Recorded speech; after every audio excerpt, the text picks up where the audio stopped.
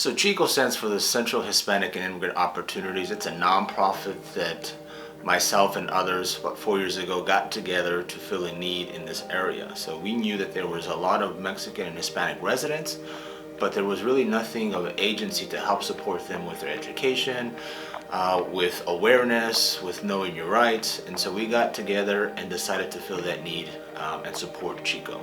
I serve as a board member amongst other colleagues and also an officer. I'm the treasurer of the organization.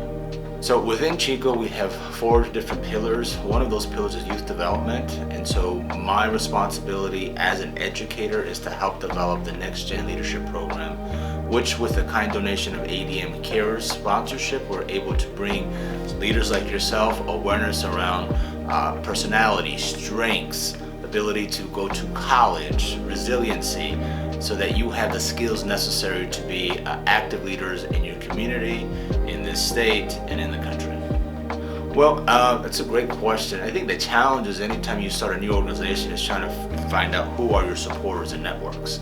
I think the one beautiful thing here about Decatur is that when you have an initiative, the community is very responsive. And so, like any organizations, financially, getting financial support is probably the biggest challenge. This is why ADM's Care sponsorship was so important, because we're able to build a curriculum, be able to buy you supplies and field trips so that we can get that leadership perspective into you and to the other leaders.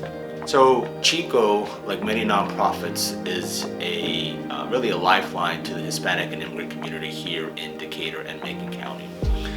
I think when you think about information and awareness, you want to have access to education, health profession, know your rights. And so CHICO is that vehicle that helps the Hispanic and immigrant community get that information and that awareness.